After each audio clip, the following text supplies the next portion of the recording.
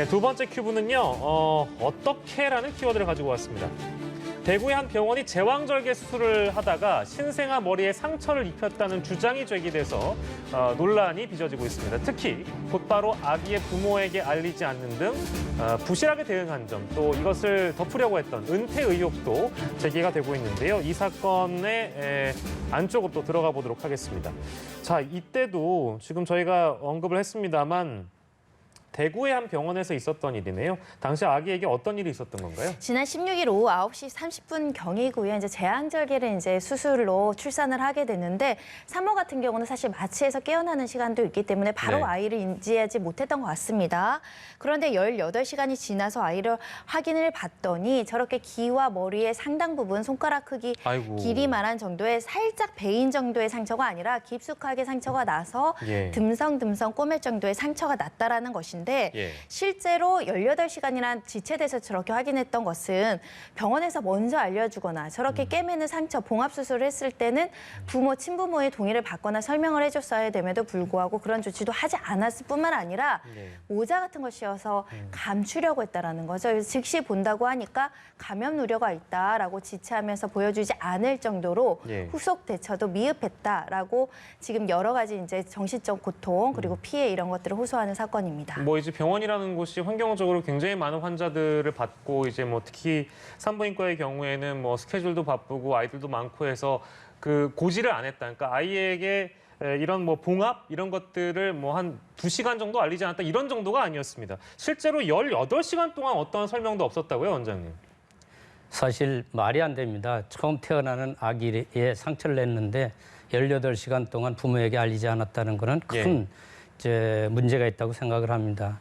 사실 이 제왕절개라는 부분이 굉장히 위험스럽고 예. 전에도 제왕절개하다가 머리에 상처를 낸 사건 같은 게 있었다고 들었거든요. 예. 문제는 이제 이 수술 의사가 본인이 잘못한 걸 바로 인정을 하고 이 어떻게 대처할 건가 이렇게 예. 가면 되는데 그걸 숨겨서 사후 대처를 못하게 하고 이 예쁜 아기를 기대했던 부모나 관련된 사람들을 이렇게 걱정에 빠지게 했다는 게 큰 문제라고 생각합니다. 예. 근데 이제 뭐 저렇게 아이에게 상처가 나게 되면 성인과는 또 다르기 때문에 당연히 치료를 더 받아야 될 것이고 그런 것들이 예상될 수 있겠는데 결국에는 이 지금 피해 부모의 경우에는 담당 의사 그리고 병원을 경찰에 고소할 계획을 갖고 있어요. 근데 이게 결국에는 의료 소송이기 때문에 의료 소송이 이게 의료 분쟁, 의료 소송 이런 것들이 완벽하게 해결되리라는 어떤 보장도 없고 참 쉽지 않은 문제라고 들었습니다. 실제 어떤가요? 부모가 의료분쟁 조정원에 또 이제 그 문제를 제기할 것이고 업무상 가실치상으로 이제 고소를 할 계획이라고 하는데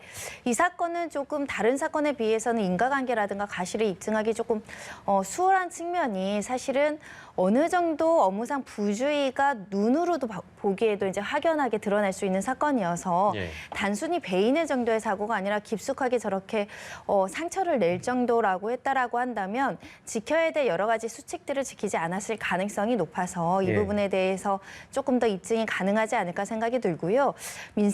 민사상으로는 위자료 청구가 굉장히 명확하게 드러날 수 있는 사건인 것이 어떤 수술이나 이런 과정에서 상처가 있을 수 있습니다. 하지만 네. 설명 의무가 반드시 뒤따라야 되는 것이거든요. 네. 그런 여러 가지 부주의한 부분이 분명한 사건이기 때문에 어느 정도 손해배상 청구 그리고 후속적으로 그 나중에 여기 보면 신경 손상의 우려가 있어서 큰 예. 병원으로 옮겨야 돼 이런 말씀하시거든요. 예. 그렇다고 한다면 향후 치료비까지 배상이 가능한 사건으로 보입니다. 예. 근데 그 병원 옮기려고 했는데 무슨 뭐 서약을 하라고 했다고요? 그러니까 뭐 이제 이 병원에서 예를 들어서 이러이러한 사고가 있었다라든지 제왕절개 과정에서 상처를 입었다라든지 이런 것들을 얘기하지 않을 약속, 서약 이런 것들을 했단 말입니까? 그러니까 의료인의 윤리규칙에 위반되지 않을까 생각이 듭니다. 그 네. 상황에서 큰 병원을 옮겨서 신경 손상이나 이런 것들을 더 정밀 검사를 하겠다라는 부모 앞에서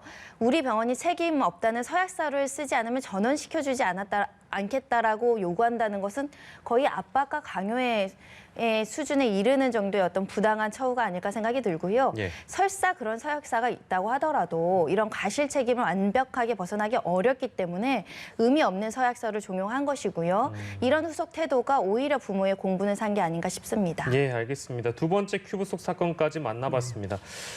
예, 오늘은 두 분의 전문가와 함께 했습니다. 손정혜 변호사와 함께 했고요. 그리고 이대희 한국범죄연구원 원장과 함께 했습니다. 두 분 고맙습니다. 감사합니다.